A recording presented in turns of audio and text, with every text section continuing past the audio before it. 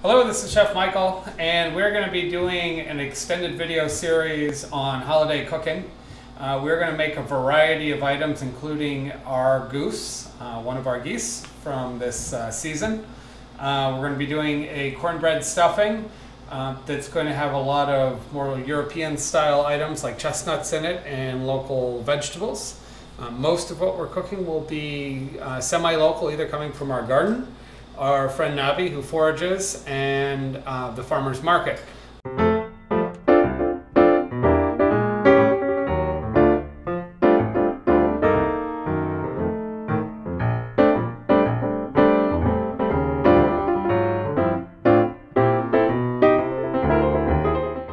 For this cornbread stuffing, I made cornbread recently, yesterday. We've tried a little bit, made sure it works. This is using cornmeal from Shadyside Farm, which does organic cornmeal, and they have an open pollinated stone ground cornmeal. They grind it on the windmill in Holland. So it's a very artisan product, and it's got some of the best flavors and qualities of any cornmeal in the United States. And that would be Holland, Michigan. Holland, Michigan, yes. Didn't fly it to the Netherlands. Yes, windmills in Holland, Michigan, north of us. So we're lucky enough, not only is it some of the best tasting cornmeal and grits in the United States, they happen to be in our local farmers market, so we have direct access to them. You can get them on their website, Shadyside Farm, if you have interest in their organic beans, wool, or cornmeal. All right, so this cornbread has, it's made with butter. It's got a little bit of white flour, a little bit of whole wheat flour. It's got both coarse grain and fine grain cornmeal. It's got just a little bit of sugar. We can put the recipe up for you. It's pretty flexible. You can change around those ingredients a little bit. So it is a lightly sweetened, medium density, pretty standard cornmeal. All we're going to do is cut up pieces and cube it up, and we'll wet that as part of our stuffing.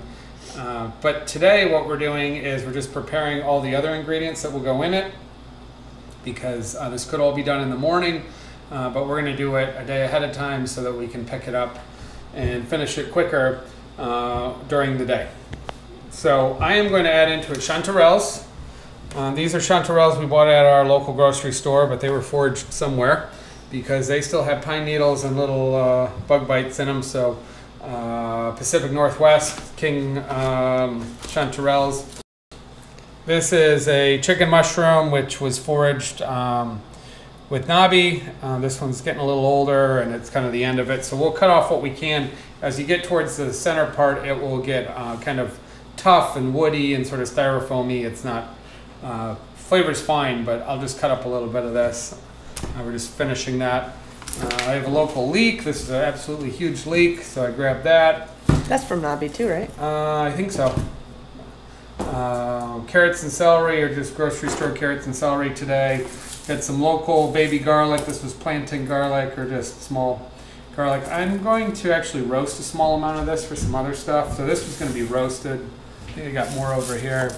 So Greenside Farms, one of their local red varieties. It's a nice crisp, acidic. We're going to put a little pork in there. You don't have to, but this is pancetta that I made starting in February, and I've had it cured and holding. It was frozen for a period, and I've got a little bit of local pork sausage that I made that's also been hanging around, so that'll probably get crumbled up in there. We got chestnuts, lots of chestnuts around here. A little bit smaller than the European ones. We didn't have a great chestnut year. It was very, very dry all summer, so we did stunt the growth on them, but they're still pretty good. So these were roasted on top of our fireplace this morning. Cindy shelled them out, and they're going to be chopped up and put in the stuffing. So we're going to have a real nice savory stuffing. Our traditional mirepoix, onion, celery, carrots, leeks, maybe a touch of garlic. Then we're going to add the mushrooms for some earthiness. The chestnuts are a little bit earthy and sweet. The apples are sweet. The pork is porky. None of it smoked. And that will be the base. We're also going to add in tomorrow, we'll add in some fresh thyme, some fresh parsley. I'll probably add in a few eggs, and I'll look at it, either add probably a little chicken stock to help bring it all together. I'll see how wet it is. But we'll work on that tomorrow. Today I'm just going to cut all these things up. I'm going to cook a lot of the items, the mirepoix items, the leeks, the mushrooms. When I make a stuffing, I typically want to cook a lot of the items. A couple of reasons. One is that items that aren't cooked frequently don't fully cook out, so they're going to be texturally tough or they won't develop full flavor. And so if I really want to get the best flavors out of it, I want these vegetables to sweat in some fat. I'll probably use a little olive oil and butter. And so we want flavor coming out of that. We want them not mushy, but breaking down a little bit. We'll cook down the pork, same reason, get the flavor out, also get good texture on it.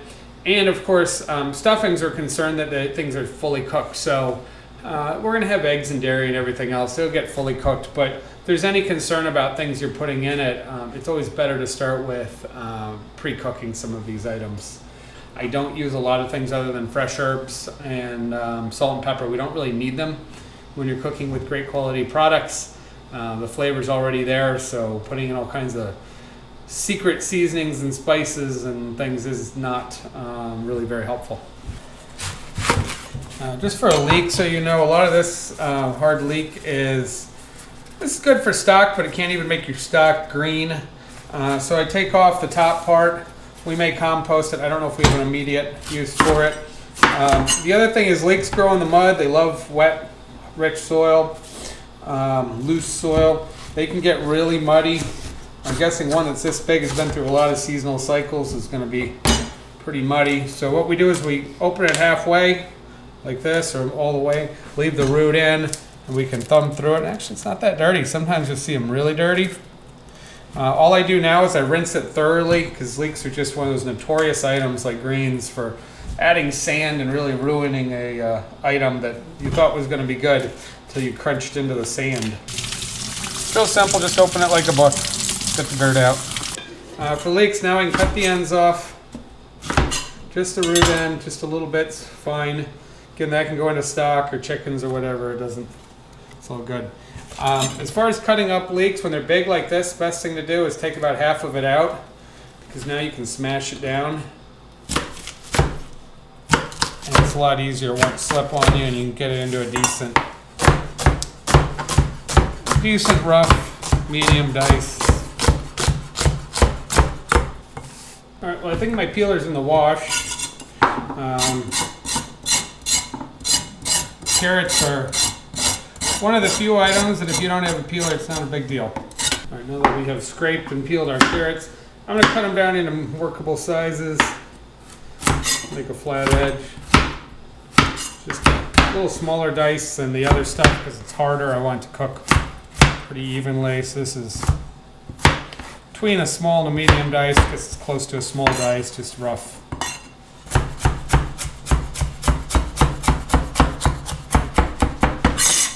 Could have used a mandolin for that if you're not real comfortable cutting stuff up. You can use a mandolin and run it through once, and then you can cut it one more time.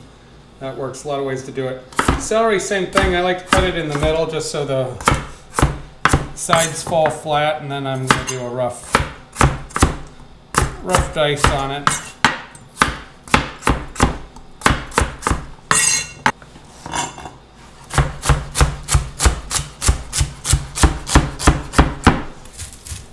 This onion was thrown at me at the farmer's market. By who, Nobby? Yes. At the end of the market, she goes, "Here, take this." So I took it. Looked like a pretty nice onion to me. I think somebody would have paid for it. I will make it famous, I guess, with our goose. So European cuisine is traditionally underpinned with the flavors of mirepoix, the onion, celery, and carrots. In this case, I'm using two types of onions. I'm using the leeks and the white onions. It's usually about 50% onion to about 25% carrot, 25% celery. Those ratios can change. You can use parsnips if you want less color. You can use celery root if you want a really white stock, slightly different flavors. But that flavor of mirepoix is both subtle and strong, and when it's simmered or roasted or caramelized, develops very distinguished flavors and is the background to most of our soup, sauces, and stuffings. So we try and put them into as many items as possible. as a way of developing deep flavors.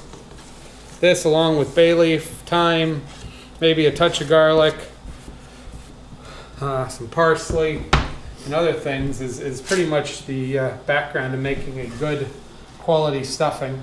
All right, so we're going to sweat this down. I'm going to use some unsalted butter and some olive oil, Mediterranean blend oil.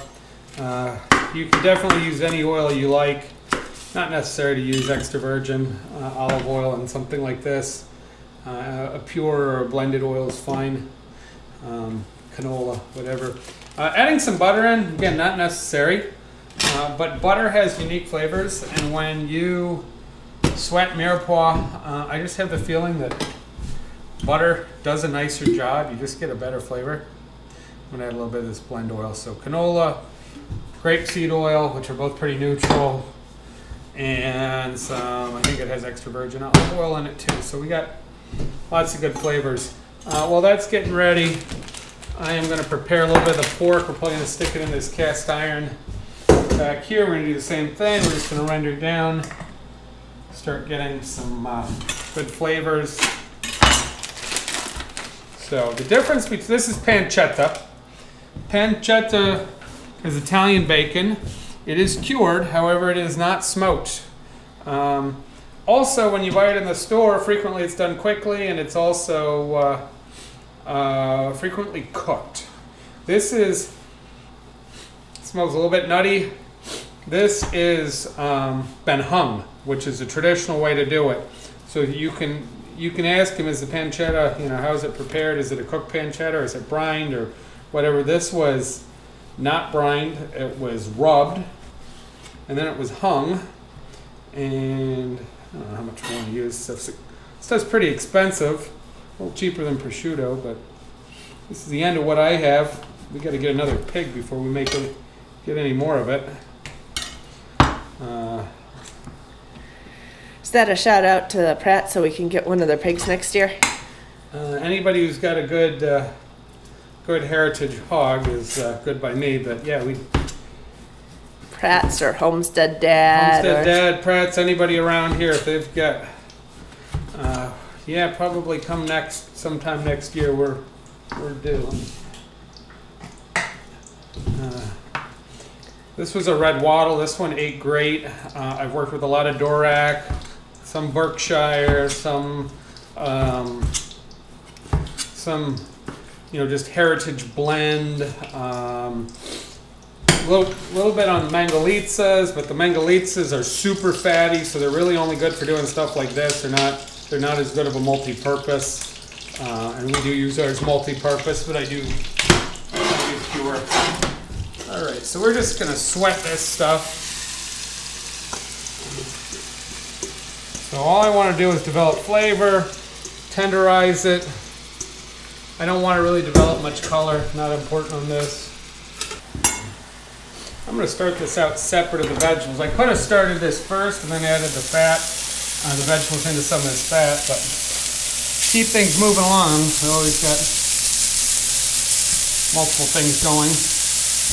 And I can control the coloration so nothing gets burned. So this is just Italian sausage that I made. It's been frozen. I cased it, but I'm taking it right out of the casing. If you can't get bulk sausage, don't worry about it. The stuff comes out of the casing just fine. Chop it up.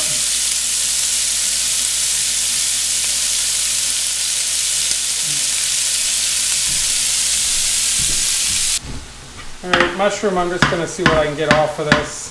Again, it's been hanging around, I think, most of a month, and so this is getting tough. So these mushrooms, I can either rough cut them up for stuffing. The other thing I can do, checking for pine, you can just pull them apart, and you're going to just saute them and not put them in a stuffing. They'll pull apart nicely. Those are the chanterelles. These are chanterelles. They're, I would say, the most sought after mushroom, morels and chanterelles, I think, foraging and commodity wise, aside from truffles, which we don't really have much of a truffle trade in the United States from wild truffles. Yeah, chanterelles and morels are your go-to money items. Some people like to put raw pork sausage in their stuffing and just let it cook out and kind of baste out into the stuffing. I'm not a fan of that. I want the flavor from searing it, but also it's just so much, and then I can control the grease a little bit more. There's a good chance I'm going to add a lot of that into the stuffing, but I want to be able to choose. So this is almost done.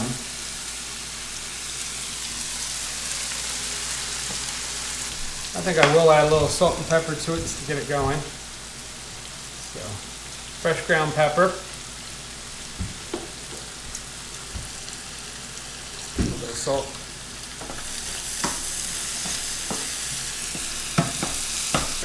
Soften, it's translucent. I've got nice flavors coming out of the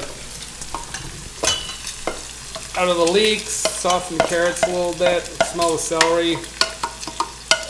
You can check the bulbs and see if they're loose. If not, you can take the back of your knife. Angled. Usually if you hit away, it all falls apart.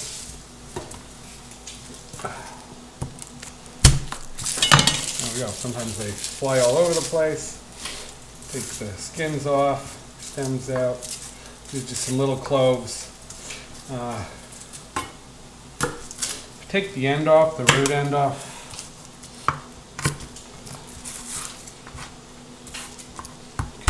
You lightly smash it, it will usually yield the skin pretty easily. And that I've smashed them, I want to cook them pretty fast because they're going to start getting stronger in flavor. I don't want to save them around for a day or two, but aside from that, that's a really fast way to peel garlic. Don't want to make just bacos because you know, rendering and getting flavor, but I don't want to. Don't want bacon bits? Well, you can burn it, and at some point you start losing some of the good flavors. Alright, so that's probably about good enough to eat right there. So I can go through a lot of ways of cutting garlic. When you want to mince garlic, mashing it, a lot of times it's the fastest way because you're halfway there. I'm not worried about any special cut on it, I just want it small and I want to get the flavor out of it. So,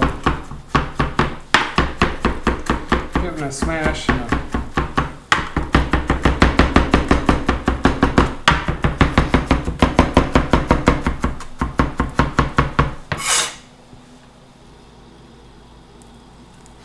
These mushrooms are going to absorb quite a bit of oil.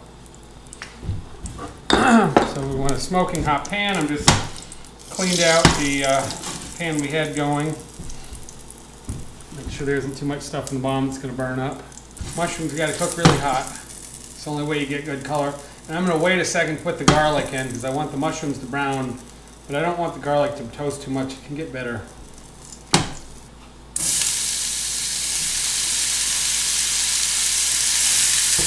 Definitely don't want to crowd my pan. That's as much mushroom as I can get in there. Alright. Getting some good frying sounds back. No, we're not sweating it.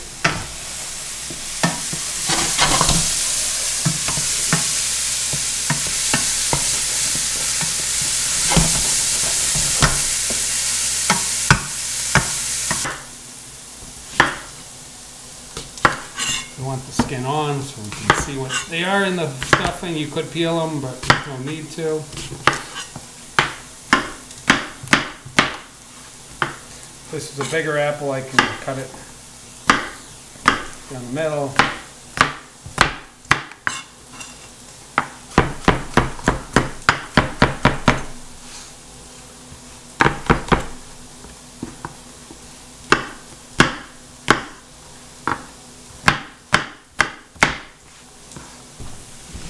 You don't have to cook the apples, but I'm just going to slip them in there because they're there.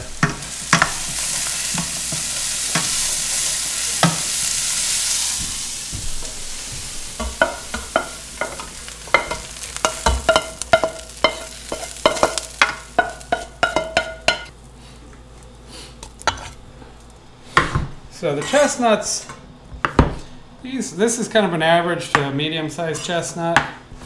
But being these are local, again, for a year, they're a little smaller. They should be sweet and earthy and a little, soft, yielding, depending on how fresh they are. And really quite good. Didn't grow up eating chestnuts. Of course, they're a big deal in Europe. Find them in all the Christmas markets and Germany, Italy, France, and so forth, and they're really quite nice. So they lend a little bit of sweetness, and you could use pecans, you could use walnuts.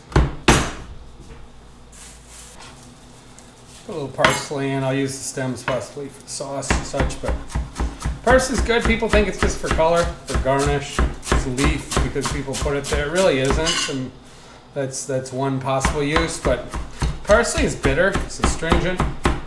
Aside from having nice color, it's sort of a wake up, and it helps balance out rich flavored foods and do good things. So parsley should be thought of as a culinary herb. If you don't need it as an herb, you probably don't need it on the plate anyways. This is enough stuff right here. This is almost a stuffing in itself. We haven't even added the bread. So if you think about each component, they're all flavor rich and culinarily rich.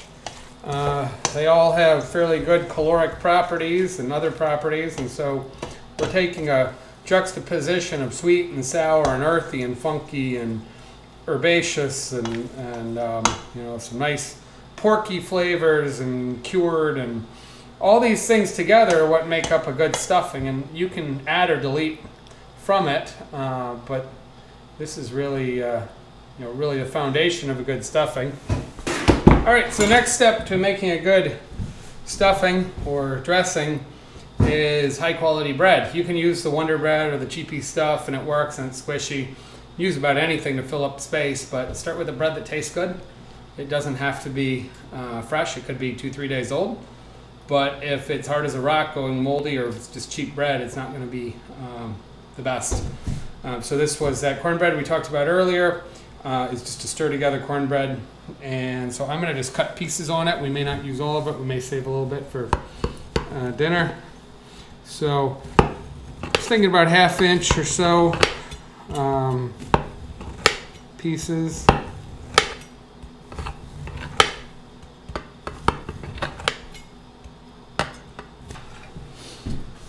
Bread that's dried out just a little bit is actually better because it can absorb more flavors and more stuff in it. So day-old bread is probably better than fresh bread. And this 2-day-old bread's great too. 5-day-old bread, probably pushing it. Doesn't have to be the world's best or the most expensive. It's like buying wine to cook with. You buy a wine that's good enough to drink, but you don't break the bank on it. So that we decided to make a really good cornbread today was special, but you could buy a sheet of commercial cornbread. Cornbread varies from some southern styles which have no sugar at all to some southern styles or even Caribbean styles that are so sweet it's like candy. So always check your cornbread. Most commercial cornbread doesn't have a lot of corn in it. It's got a lot of flour because they don't want it too gritty and corn laced, and it tends to have a lot of egg and dairy and fat, a lot of vegetable oil typically. So just check what the profile of it is, and it should all work. But it can change. So this is a lightly sweetened cornbread. Give you the recipe. We'll give you an opportunity to make it a little sweeter. We'll give you an upgrade. So this is dense, moderately moist, slightly sweet, moderately sweet. Kind of a good balance. Again, we used both a fine grind cornmeal and we used a coarse grain polenta. So it's got a little more texture. Some people may not want that in their cornbread, but for this stuffing, I thought having the polenta and having a little more texture was going to be useful.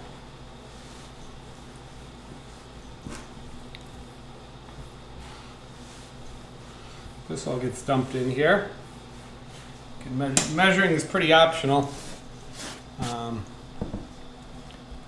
I would say start out with one of everything and adjust it to your liking. All right, I'm gonna stir this up. Things that I will add to this in the morning. I'm gonna get some thyme. It's out in the garden. We didn't get it today, so we gotta trim that. I will probably put about 4 or 5 eggs in there. Eggs help to enrich it and bind it and cause it to set up. You can leave the eggs out if you're doing a vegan one. Just leave the butter and eggs and meat out, it's fine. But eggs will enrich it and help make more of a custard base and bind it.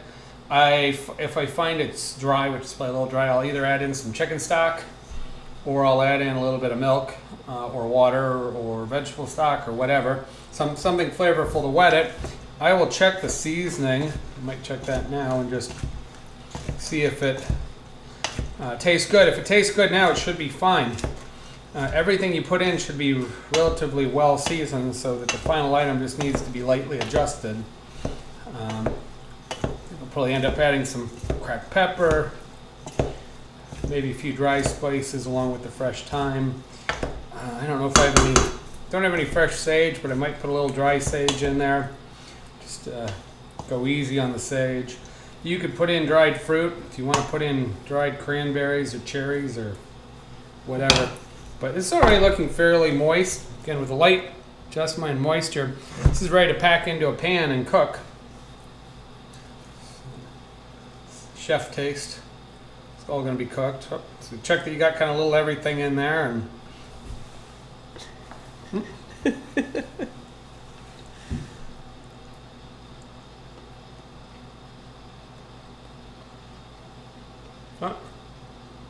needs salt. Needs a little pepper. It's close. Put a little white pepper in there. Be careful with white pepper. It's really strong. It jumps through flavor-wise, and people notice it. Not everybody likes it. In the background, it's good. All right. Season that up quite a bit now. Part of the reason we season it up so much is starches have a lot of density, so they take a lot of seasoning. They absorb it. If you think about mashed potatoes, it can take a lot of salt. Such. Throw some cranberries in there. I'm cheating. This is ground nutmeg that's been laying around. I have whole, but I don't have a grater handy real easily. It's a chef cheat. A little extra virgin olive oil. I know we put some fat in it already. So usually I would pan in a big place. I would pan this all up the day before, and we'd start popping them, or we'd have them in a big bowl that we mixed up early in the morning. We'd start popping them in pans, 20, 30 pans, and we'd start cooking it off. Whatever version of stuffing. You can put giblets in here if you got roasted giblets ready. All that. One more check. It's starting to break apart. It's looking moist. There we go. Eggs and some liquid, it'll be fun. This is what we made yesterday. I added 6 eggs to it and a splash of apple cider to wet it, and that's about it. So it's ready to go. A little bit of thyme is in there also. That will bake for probably about an hour, which is the turkey, or the goose will take about another hour. So the good thing about starchy items like stuffings, dressings, mashed potatoes, they hold their heat for a long time. So it's been sitting out for a while, but it's plenty hot.